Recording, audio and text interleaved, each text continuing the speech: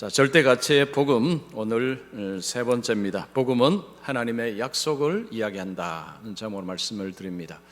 어떤 가정에서 둘째 아들이 엄마에게 꾸지람을 들었습니다. 이유는 방이 지저분하다는 것 때문에 꾸지람을 들었습니다. 둘째 아들이 엄마의 손을 끌고는 형방으로 갑니다. 형의 방에 문을 탁 여니까 형방은 더 엉망진창이었습니다. 그래서 둘째 아들이 당당하게 엄마에게 말합니다. 엄마 봤지? 내 방은 깨끗한 편이야. 그래서 엄마가 둘째 아들을 이끌고 엄마 방으로 데려갑니다. 엄마 방문을 열자 모든 것이 정리정돈 잘 되어 있었습니다. 침대 위도 벽장 안도 심지어는 화장실도 깨끗했습니다. 엄마가 둘째 아들에게 말합니다. 깨끗하다는 것은 이걸 두고 하는 말이야. 알겠니? 라고 했습니다. 자, 우리가 살아가면서 우리는 종종 자주 우리 자신에 대해서 착각합니다. 이만하면 괜찮지.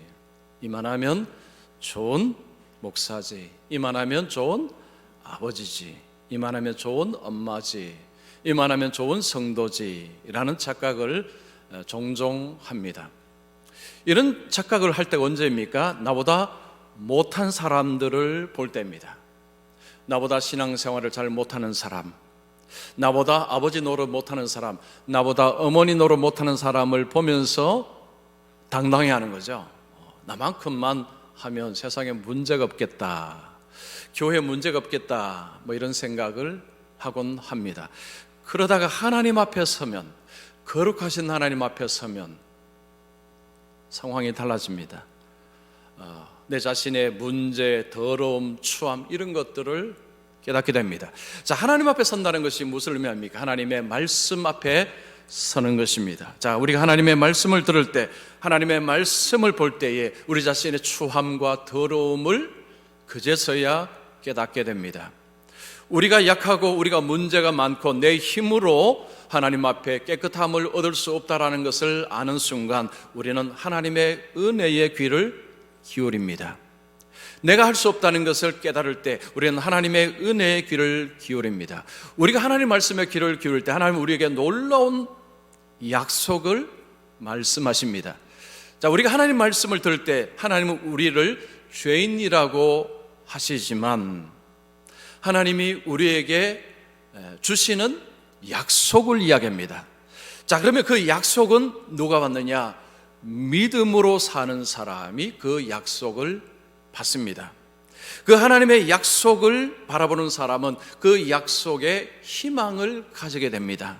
그래서 복음은 우리에게 우리가 죄인이다라는 사실을 알게 할 뿐만 아니고 하나님의 그 약속을 우리에게 알려줍니다. 자, 오늘 읽은 말씀이 바로 이 말씀입니다. 그래서 이 하나님의 약속이 믿는 자들에게 주시는 은혜라는 사실을 오늘 꼭 여러분 받으시고 기억하셨으면 좋겠습니다. 자, 먼저 첫 번째입니다. 복음은 율법이 아닌 믿음의 길을 가게 한다. 자, 여기에 제가 좀 더 이해를 쉽게 하기 위해서 이렇게 좀 첨가하겠습니다. 복음은 하나님의 약속을 보게 하여, 복음은 하나님의 약속을 보게 함으로 율법이 아닌 믿음의 길을 가게 한다. 이렇게 좀 표현을 하면 좀 더 이해가 잘 될 것 같습니다. 자, 바울은 21절에 갈라디아에 있는 성도들에게 이렇게 말합니다. 내게 말하라. 율법 아래에 있고자 하는 자들아. 율법 아래에 있고자 하는 자들아. 이게 무슨 말일까요? 율법으로 구원을 얻고자 하는 자들아. 이런 표현입니다. 바울은 갈라디아 교회를 세웠습니다.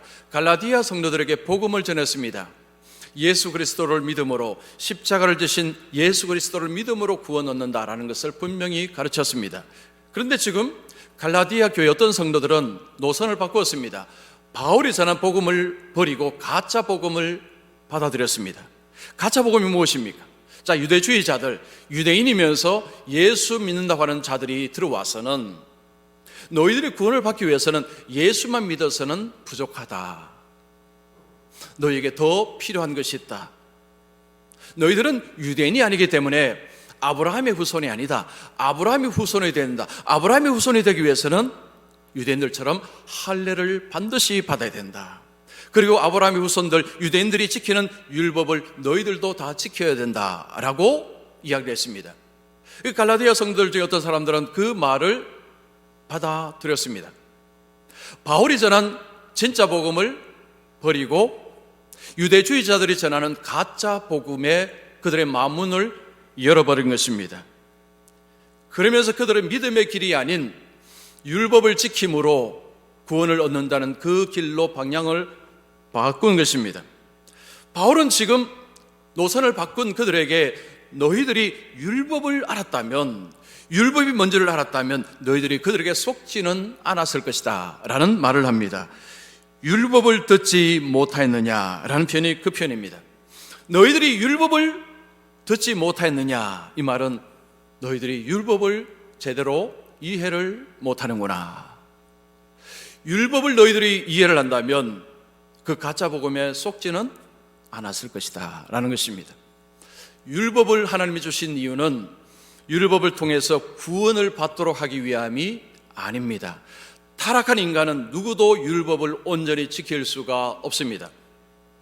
율법을 통해서 하나님이 의도하신 것은 우리의 죄를 깨닫도록 하기 위해서입니다. 이만하면 괜찮지, 이만하면 잘났지라고 하는 사람이 말씀 앞에 서서 아이고 내가 흉악한 죄인이구나, 내가 문제가 많구나, 그 죄를 깨닫고 하나님의 은혜의 귀를 기울이도록 하는 것입니다. 그 하나님의 은혜가 무엇입니까? 십자가를 지신 그 예수 그리스도를 믿음으로 구원 얻는다라는 것이 하나님의 은혜입니다.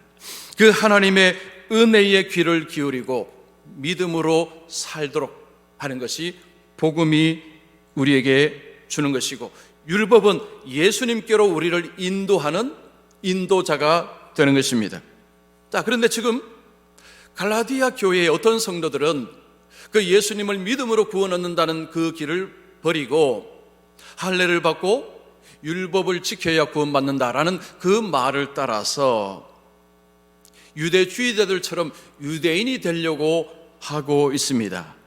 바울은 이것이 얼마나 위험한 것인가를 설명을 하는데 예화를 들어서 설명합니다. 제 설교에 보면 예화가 거의 대부분 있습니다. 예화를 쓰는 이유는 진리를 밝히 더 이해하기 쉽도록 드러내기 위해서입니다. 지금 바울은 영적인 진리를 이야기하는데 예화를 사용합니다. 그 예화는 아브라함의 두 아들입니다. 자, 아브라함에게는 두 아들이 있었습니다. 첫째 아들은 이스마엘, 둘째 아들은 이삭입니다. 자, 이 두 아들은 태어날 때부터 신분이 달랐습니다. 22절 보십시오. 기록된 바 아브라함에게는 두 아들이 있으니 하나는 여종에게서 하나는 자유 있는 여자에게서 났다 하였으며, 이스마엘은 여종에게서 태어났습니다. 그래서 그는 종의 신분입니다. 이삭은 자유인의 자녀입니다. 자유인이라는 거죠. 종의 자녀가 아니라는 것입니다. 자, 그런데 두 사람의 출생 배경이 다릅니다. 23절에 보면 여종에게서는 육체를 따라 났고 자유 있는 여자에게서는 약속으로 말미암았느니라. 이스마엘은 육체를 따라 났고 이삭은 약속으로 났다라고 말합니다. 자, 이게 무슨 의미일까요? 이런 의미입니다. 이스마엘은 사람의 자연적인 방법으로 태어났다는 것입니다. 보통 사람들이 태어나는 방식으로 이스마엘은 태어났습니다. 그러나 이삭은 초자연적인 방법으로 태어났습니다. 보통 사람들이 태어난 방식으로 이삭은 태어난 것이 아닙니다. 기적으로 이삭은 이 세상에 태어났습니다. 이삭을 낳을 때에 아브라함의 나이가 100세입니다. 어머니 나이 90세입니다. 100세의 아버지, 90세의 어머니 사이에서 이삭이 태어난 것입니다. 하나님께서 75세 된 아브라함을 부르시고 두 가지를 약속하셨습니다. 첫 번째는 지시하실 땅을 약속하셨습니다. 또 하나는 후손을 약속하셨습니다. 그 하나님의 부르심을 받고 고향을 떠나서 하나님이 지시하시는 땅으로 믿음으로 순종하면서 걸어갔습니다. 가나안 땅에 도착을 했습니다. 이제 하나님이 자식을 주시겠구나 하고 자식을 기다렸습니다. 근데 아무리 기다려도 10년을 기다려도 아들이 태어나지 않습니다. 그러자 사라가 남편에게 말합니다. 여보, 아무래도 우리가 잘못 생각한 것 같습니다. 하나님께서 아들을 주신다는 게 꼭 당신과 나 사이에 주시는 아들을 의미하는 것은 아닌 것 같습니다. 이거 옆집도 보십시오. 또 종을 통해서 아들 낳지 않습니까? 당신도 여종을 통해서 아들 낳으면 그 아들 우리 상속자 되지 않습니까? 하나님이 말씀하신 그 아들이 아마 그럴 것입니다 하고 서로가 마음을 같이 합니다. 그리고는 아브라함이 하갈을 취해서 아들을 낳았습니다. 그 아들이 이스마엘입니다. 지금 바울이 말하는 것은 이 이스마엘은 인간의 노력, 인간의 공로, 인간의 수고를 상징하는 인물로 이야기하는 것입니다. 이스마엘은 어떻게 태어났습니까? 인간의 꾀, 인간의 수고, 인간의 힘, 인간의 능력으로 태어난 자가 이스마엘입니다. 그런데 하나님께서 그 아들 상속자가 아니다, 그 아들 내가 약속한 아들이 아니다라고 이야기합니다. 99세의 아브라함이 나타나서 내 앞에서 완전하라 라고 하시고 내년 이맘때 아들을 주겠다라고 하셨습니다. 여러분, 그때 아브라함이 믿었을까요? 못 믿었을까요? 여러분, 로마서 말씀 보십시오. 아브라함이 믿었습니다. 로마서 4장 19절 보면 그가 100세나 되어 자기 몸이 죽은 것 같고 사라의 태가 죽은 것 같음을 알고도 믿음이 약하여지지 아니하고, 우리가 창세기를 보면 사실은 아브라함이 정말 믿었나 싶은 생각이 들 정도의 이런 표현들이 있습니다. 그런데 창세기는 분명하게 표현을 하지 않지만 로마서는 그때 아브라함이 믿었다라고 이야기합니다. 이삭은 하나님의 약속을 믿음으로 낳은 아들입니다. 하나님의 약속이 붙이고 그 약속을 믿음으로 낳은 아들이 이삭입니다. 이삭은 육체를 따라 난 자녀가 아니고 약속을 따라서 난 자녀입니다. 이 이스마엘과 이삭은요, 소속이 다릅니다. 24절 25절을 보십시오. 이 여자들은 두 언약이라. 하나는 시내 산으로부터 종을 낳은 자니 곧 하갈이라. 이 하갈은 아라비아에 있는 시내 산으로서 지금 있는 예루살렘과 같은 곳이니 그가 그 자녀들과 더불어 종로로 타고, 하갈 그의 아들 이스마엘 그리고 그 후손은 어디에 속했다는 것입니까? 아라비아에 있는 시내 산, 지금 있는 예루살렘에 소속되었다. 이 말은 하나님의 약속의 땅에서 벗어나 있고 하나님의 복에서 단절된 이 세상에 속한 사람이다. 자, 반면에 26절을 보십시오. 오직 위에 있는 예루살렘은 자유자니 곧 우리 어머니라. 위에 있는 예루살렘, 하늘나라, 사라를 그 위에 있는 예루살렘이라고 표현을 합니다. 그 말은 사라 그리고 이삭 그 후손은 그 위에 속한 사람들이다라는 것입니다. 약속을 따라서 믿음으로 태어난 사람과 그의 후손은 하늘에 속해 있고, 인간의 힘과 노력과 인간의 능력으로 태어난 그 후손은 이 땅에 속해 있다는 것입니다. 즉 하늘나라의 복과 단절된, 하나님의 복이 단절된 그 삶을 산다는 것입니다. 그것이 바로 종노릇하며 산다는 것입니다. 하나님께서 지금 이 말씀을 통해서 우리에게 주시는 것은 겁니다. 믿음으로 사는 자에게 하나님이 주시는 하늘의 복, 하늘에 속한 복을 이야기하는 것입니다. 자, 예수 믿는 사람은 하늘에 속했습니다. 그들에게 하늘에 속한 복이 있습니다. 여러분, 에베소서에 보면 바울이요, 하늘의 신령한 복을 주시되 라고 표현합니다. 하늘에 속한 자들에게는 하늘의 복이 약속이 됐습니다. 그 복은 이미 이 땅에서 누릴 뿐만 아니고 장차 또한 누리게 될 것입니다. 여러분, 그 복의 핵심은 믿음과 구원입니다. 여러분, 이 두 가지는요, 동전의 양면입니다. 이건 떨어질 수가 없는 것이 믿음과 구원입니다. 자, 하나님이 우리에게 주신 어마어마한 복, 믿음과 구원입니다. 자, 어떤 남성이 사업에 실패를 했습니다. 목사님께 와서 상담을 합니다. 목사님 저 다 잃어버렸습니다. 목사님 다 잃어버렸습니다. 이제 저 어떻게 하면 좋겠습니까? 라고 목사님께 절망적인 그런 하소연을 합니다. 근데 목사님이 그분에게 이런 이야기합니다. 믿음을 잃어버리셨다고요? 아이고, 큰일 났네요.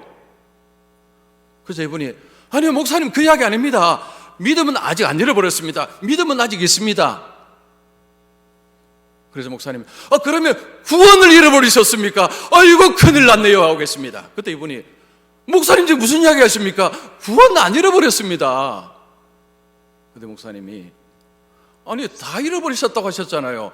저는 믿음도 구원도 다 잃어버린 줄 알았습니다. 그래서 큰일 났다고 생각했습니다. 근데 믿음도 그대로고 구원도 그대로인데 뭘 다 잃어버리셨습니까? 그때 그분이 정신이 번쩍 들었습니다. 목사님 맞습니다. 목사님 맞습니다. 다 잃어버린 게 아니었네요. 조금 잃어버렸습니다. 우리가 어떤 것을 계획하고 어떤 일을 하다가 공부를 하시든지 아니면 사업을 하시든지 실패하게 되면요, 절망감이 들어서 아이고, 이제 큰일 났다, 다 잃어버렸다 라는 생각이 드는 경우가 있습니다. 여러분, 하나님이 우리에게 주신 이 믿음과 구원이라는 것에 이 엄청난 가치를 우리가 잘 잊어버리면, 잘 놓쳐버립니다. 잘 놓쳐버립니다. 그러면요, 지금 눈에 보이는 건 이제 사라지면 다 잃어버렸다, 이제 끝났다, 이렇게 돼버리는 것입니다. 그런데 복음은 우리에게, 아니, 끝나지 않았다. 너에게는 가장 가치 있는 믿음과 구원이 있지 않느냐. 근데 우리가 예수 믿으면서도 이 믿음과 구원이 하나님 주신 선물이라는 것을 너무 쉽게 잊어버립니다. 여러분, 믿음과 구원은요, 에베소서에서 보면 하나님의 선물이라고 이야기합니다. 하나님 우리에게 구원을 주시기 위해서 우리에게 믿음까지 주셨습니다. 그래서 우리로 하여금 하나님 주신 그 구원을 하나님께 얻기 위해서 우리로 하여금 믿음으로 살도록 사실은 다 주셨어요. 자, 그러면 여러분, 우리가 그럼 믿음으로 살아야 되죠, 그죠? 그런데 여러분, 정말 믿음으로 사십니까?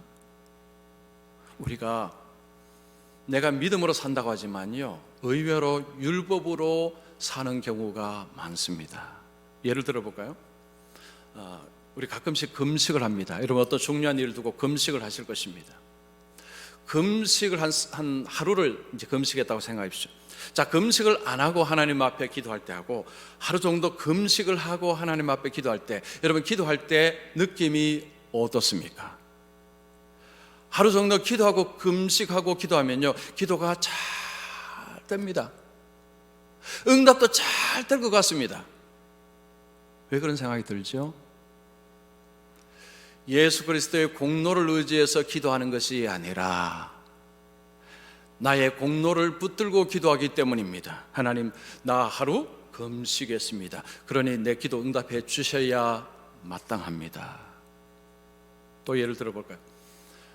평소에 성경을 안 읽다가 어느 주간에 마음을 이제 결심을 하고 성경을 많이 읽었습니다. 그리고 기도도 또 우리 성도들 위해서 또 기도도 이렇게 좀 더 많이 했습니다. 그리고 또 착한 일도 했습니다.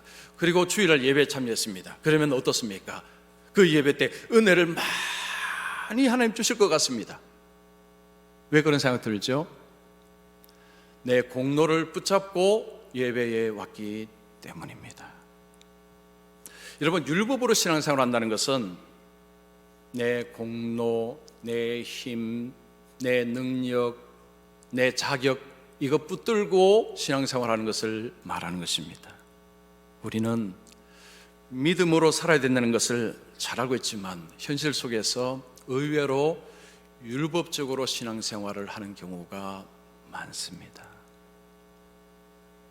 바울은 우리에게 율법으로 가는 길에는 하나님의 약속이 없다는 것입니다. 믿음으로 걸어가는 길에 거기 하나님의 약속이 붙어 있습니다. 그래서 우리가 종종 자주 나는 지금 정말로 믿음으로 하나님의 그 약속을 따라가고 있는지, 아니면 율법으로, 즉 내가 좀 착한 일 좀 하고 기도도 좀 더 열심히 하고 성경도 좀 더 열심히 읽고 가끔 종종 금식도 하고 그렇게 하면서 내가 율법적으로, 그거 한다는 게 율법이 아닙니다. 그걸 붙잡고 기도하고 붙잡고 예배드리는 게 이게 율법입니다. 우리가 주님 앞에 기도할 때나 예배할 때 뭘 붙잡고 가야 됩니까? 내 그건 다 내려놓고 오로지 예수 그리스도의 십자가의 공로를 의지하고 주님께 나가야 됩니다. 이게 믿음의 길입니다. 아무리 한 주간 착한 일을 많이 하고 아무리 한 주간 기도를 많이 하셔도 그것 붙잡고 가지고 그 집에 놔두시고 오로지 예배에 오실 때는, 하나님 앞에 엎드려 기도하실 때는 붙잡고 가야 될 게 뭐라고요? 예수님, 십자가 지신 그 예수님만 붙잡고 주님 저희가 은혜를 베풀어 주시옵소서. 주님 이제 나갑니다. 오늘 예배에도 은혜를 주시옵소서. 이게 바로 믿음의 길입니다.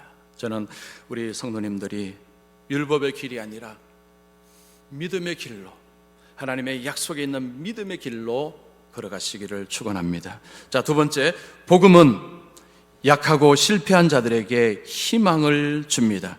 여기도 이렇게 조금 첨부하자면 이렇습니다. 복음은 하나님의 약속을 바라보는 자에게, 하나님의 약속을 바라봄으로 약하고 실패한 자들에게 희망을 준다, 이렇게 좀 표현을 해보면 좋겠습니다.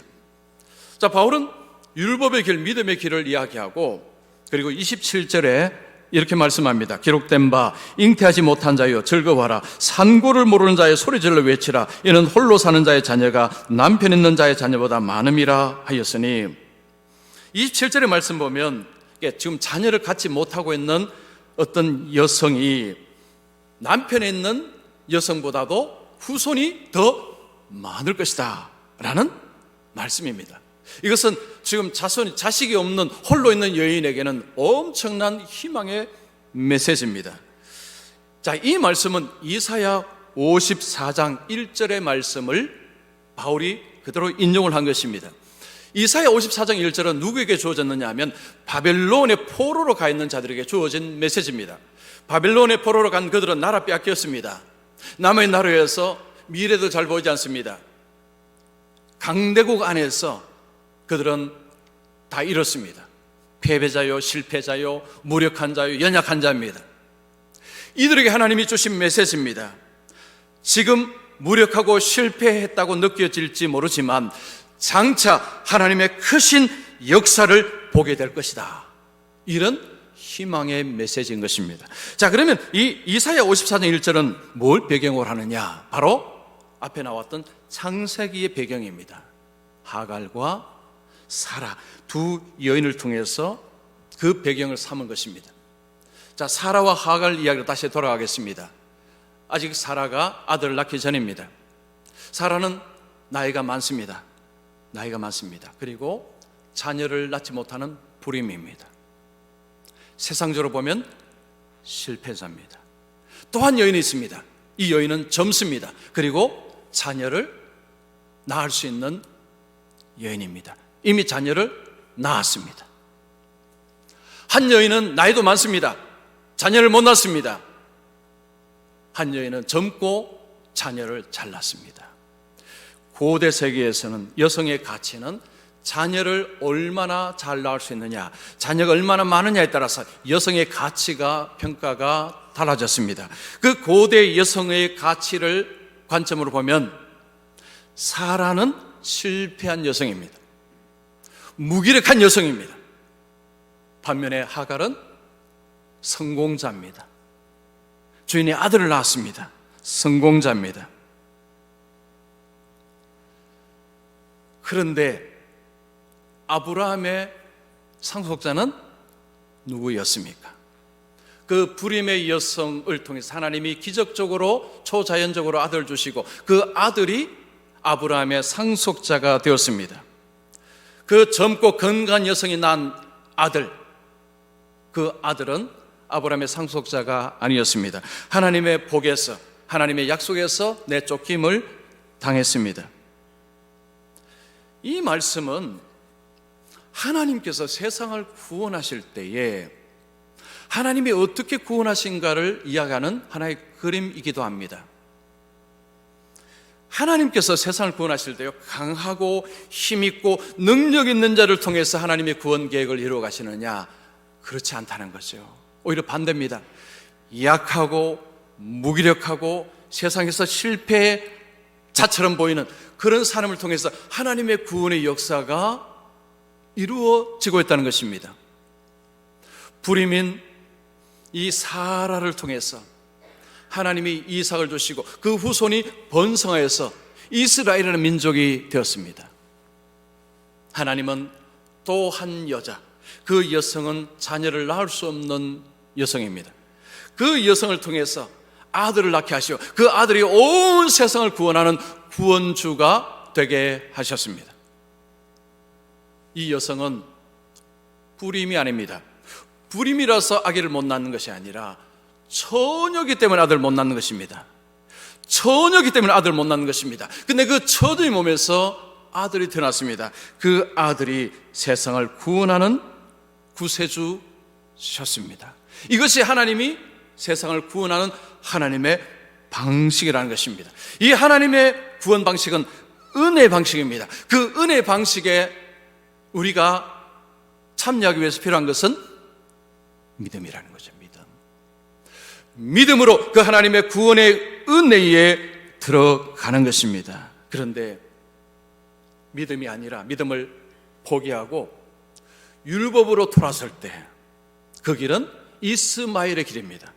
이스마엘은 하나님의 복에서 쫓겨났습니다. 하나님 약속에서 쫓겨났습니다. 아무것도 없습니다. 종로로 타는 것입니다. 그게 바로 이스마엘의 길입니다. 바울은 지금 갈라디아 교인들에게 그 이스마엘의 길로 걸어가지 말아라. 거기는 아무것도 없다. 이삭의 길로 가라는 것입니다. 28절 보십시오. 형제들아, 너희는 이삭과 같이 약속의 자녀라. 예수 믿는 사람은요, 약속의 자녀라는 것입니다. 이삭처럼 약속의 자녀라는 것입니다. 이삭이 초자연적으로 출생했죠. 여러분, 예수 믿는 사람은요, 초자연적으로 다시 태어난 자들입니다. 요한복음 3장에 보면 니고데모라는 사람, 이 사람은 이스라엘의 선생입니다. 이스라엘의 선생이 밤에 예수님을 찾아갔습니다. 예수님과 대화하는 가운데 예수님이 그에게 이런 말을 합니다. 다시 거듭나지 않으면, 다시 태어나지 않으면, 거듭나지 않으면 하나님 나라를 볼 수 없다고 했습니다. 그때 니고데모가 뭐라고 했습니까? 내가 그러면 어머니의 태로 다시 들어가야 됩니까? 예수님이 아니요, 그 말이 아니다. 물과 성령으로 거듭나지 아니하면 하나님 나라를 볼 수 없다고 했습니다. 즉 성령으로 다시 태어난 자가 예수의 구원을, 하나님의 구원을 입게 된다는 것입니다. 즉 그리스도인은 자연적으로 생겨질 수 없는 존재라는 것이죠. 하나님의 초자연적인 그 은혜에 의해서 태어난 자가 그리스도인이라는 것입니다. 하나님은 한 사람을 선택하시고 교회로 부르십니다. 교회에서 하나님의 말씀을 듣습니다. 말씀을 들을 때 그 말씀이 깨달아집니다. 어떤 사람은 말씀을 들어도 전혀 깨달아지지 않습니다. 근데 어떤 사람은 그 똑같은 말씀인데 굉장히 깨달아집니다. 무엇의 차이일까요? 성령의 역사의 차이입니다. 여러분이 만약에 말씀을 들을 때 말씀이 깨달아지고 주여 아멘입니다 라고 하신다면 여러분은 초자연적으로 다시 태어나신 분들이십니다. 여러분이 믿든지 안 믿든지 상관없습니다. 성경의 말씀이 겁니다. 여러분이 예수님 앞에서 나는 예수로만 구원받을 줄로 믿습니다 라고 고백을 하셨다면 여러분은 초자연적으로 다시 태어난 분이라는 말씀입니다. 자, 그런데 29절에 보면 하나님의 그 약속을 받고 다시 태어난 자들에게 고난이 있다고 이야기합니다. 29절 보십시오. 그러나 그때 육체를 따라 난 자가 성령을 따라 난 자를 박해한 것 같이 이제도 그러하리라. 이삭이 젖을 때자 형 이스마엘이 이삭을 놀리기 시작합니다. 놀린다는 것은 그냥 놀리는 것이겠습니까? 이스마엘이 14살이나 많습니다.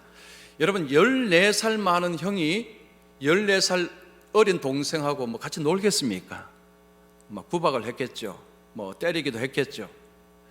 사라가 그것을 보고 같이 둬서는 안 되겠다. 이삭은 약속의 자녀입니다. 여기는 종의 자녀입니다. 종의 자녀가 약속의 자녀를 좀 구박하고 있는 것입니다. 핍박을 하고 있는 것입니다. 그래서 사라가 남편에게 사라하고 저 아들 내쫓으세요라고 부탁을 합니다. 아브라함이 고민이 됩니다. 하나님이 아브라함에게 사라의 말대로 하라고 합니다.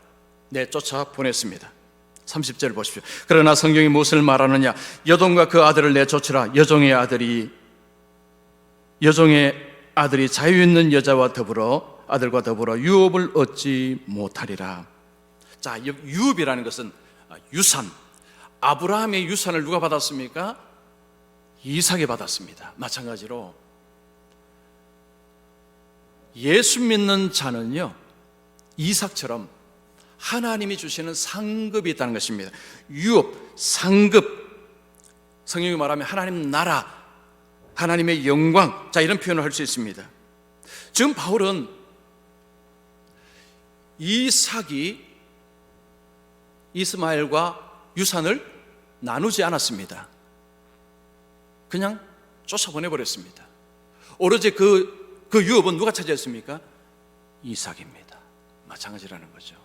이 땅에서 우리가 예수를 믿고 십자가 예수를 의지하고 살아갈 때 하나님이 우리에게 주실 은혜, 주실 은혜, 유업입니다.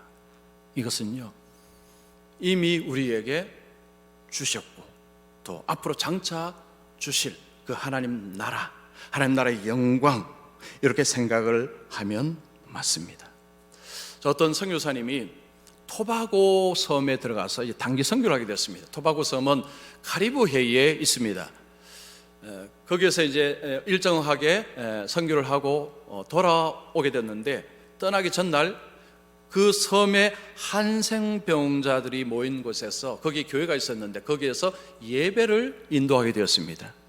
선교사님이 이제 한생병자들 모여서 같이 예배를 드리는데 그들에게 이렇게 제안을 했습니다. 혹시 여러분 찬송가 중에 여러분 같이 부르시고 싶은 것이 있으면 좀 이야기를 해 주십시오라고 부탁을 했습니다. 그래서 한 여인이 손을 들었습니다. 근데 손을 보니까 손가락이 없었습니다. 그냥 손이 뭉텅이 손만 있었습니다. 얼굴을 보는데 선교사님이 깜짝 놀랐습니다. 코가 없었습니다. 귀도 없었습니다. 입술은 말려 들어갔습니다. 이 여성이 찬송가 몇 장을 부르자고 한 줄 아십니까? 429장입니다. 오늘 마지막 찬송입니다. 여러분, 거기에 후렴이 이렇습니다. 받은 복을 세어 보아라, 크신 복을 내가 알리라. 찬송을 같이 부르는데 이 선교사님이 목이 메어서 찬송을 부를 수가 없었습니다. 예배 다 마쳤습니다. 나중에 선교사님이 어떤 분에게 이제 그 이야기를 했습니다. 그때 그분이 선교사님께 이런 이야기입니다. 아이고 선교사님, 이제는 앞으로 그 찬송은 선교사님이 못 부르시겠네요. 그때 선교사님이 아니요, 부를 수는 있습니다. 그러나 그 여성분처럼은 저는 못 부릅니다. 부를 수가 없습니다. 여러분, 한생병으로 지금 얼굴이 흉측하게 변해버린 여성이 받은 복을 세어 보아라, 크신 복을 내가 알리라, 이 찬송을 합니다. 여러분, 이해가 되십니까? 어떻게 그런 찬송을 할 수 있습니까? 그런데 이 복음의 영광을 맛본 사람은 압니다.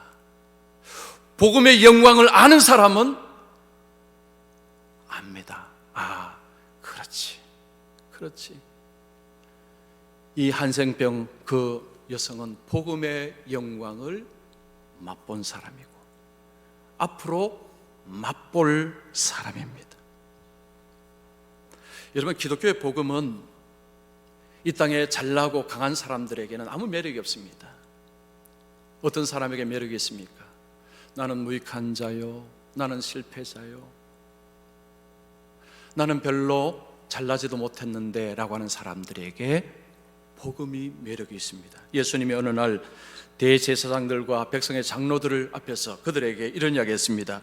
너희들보다 이 세리와 창녀들이 먼저 하나님 나라에 들어가겠다. 여러분, 마태복음 21장 31절 32절 한번 보겠습니다. 내가 진실로 너희에게 이르노니 세리들과 창녀들이 너희보다 먼저 하나님 나라에 들어가리라. 요한이 의의 도로 너희에게 왔거늘 너희는 그를 믿지 아니하였으되 세리와 창녀는 믿었으며 너희는 이것을 보고도 끝내 뉘우쳐 믿지 아니하였도다. 예수님은 그 이유를 설명합니다. 세리와 창녀들은 바울이 준 복음을 믿었다는 것입니다. 그러나 대제사장들, 장로들은 그들의 권력이 복음을 받는 것을 막았습니다. 그들은 잘난 자입니다. 그들은 힘 있는 자입니다. 그들은 자신들이 원하는 대로 뭔가를 할 수 있는 자들입니다. 그들은 그 복음의 가치가 없었습니다. 그 복음을 받아들이지 않았습니다. 그래서 그들은 하나님 나라에 들어갈 수가 없는 것입니다. 복음은 누구에게 희망이 될까요? 겸손히 하나님 앞에 자신의 죄인됨을 아는 사람. 하나님, 나는 무익한 자입니다. 나는 실패자입니다. 나는 연약합니다. 이렇게 하나님 앞에서 자기를 낮추는 사람에게 복음은 매력이 있습니다. 복음은 능력으로 다가옵니다. 옳거니 내가 이 복음을 잡아야 되겠구나. 이 복음이 희망의 메시지가 되는 것입니다. 하나님의 약속이 어떤 사람에게는 아무런 가치가 없을 수 있고 어떤 사람에게는 희망의 메시지가 됩니다. 율법으로 사는 사람에게는 아무 가치가 없습니다. 왜냐? 자신이 할 수 있으니까, 내가 능력이 있으니까 내가 하면 됩니다. 그런 사람에게는 상관없습니다. 그러나 하나님, 저는 무익한 자입니다. 저는 별 볼 일 없는 사람입니다. 저는 할 수 없는 자입니다. 그런 자에게 복음은 매력 덩어리라는 것이죠. 내가 할 수 없는데 하나님은 믿으면 주는 것이니까 얼마나 쉽습니까? 그런데 어떤 사람에게 이게 너무너무 어렵다는 거죠. 자, 여러분은 이 복음, 하나님의 복음의 메시지가 희망으로 다가오십니까? 아니면 별로 좋은지 안 좋은지 잘 모르겠습니다 라는 생각이 드십니까? 아마 여기도 양분될 것입니다. 여러분 어느 편에 서 계십니까? 복음은 하나님 나라를 이야기합니다. 그 하나님 나라의 약속을 이야기합니다. 그 하나님의 약속을 이야기합니다. 그 약속은 누구의 것입니까? 내가 잘났다고 생각하는 것이 자기 것이 아니라 나는 못났습니다, 나는 실패자입니다 라는 사람의 것입니다. 믿음으로 하나님께 나오는 자에게 하나님은 그 복을 약속하시고 이미 이 땅에서 맛을 보게 하시고 그리고 장차 하나님 나라에서 영광으로 하나님은 주실 것입니다. 그래서 저는 우리 예배 드리시는 분들 세상의 영광 너무 좋아하지 마시고 하나님이 주실 그 약속을 기대하시고 소망하시고 믿음으로, 율법이 아니라 믿음으로 살아가셔서 우리 하나님 앞에서 영광을 입는 우리 모든 분들 되시기를 축원합니다.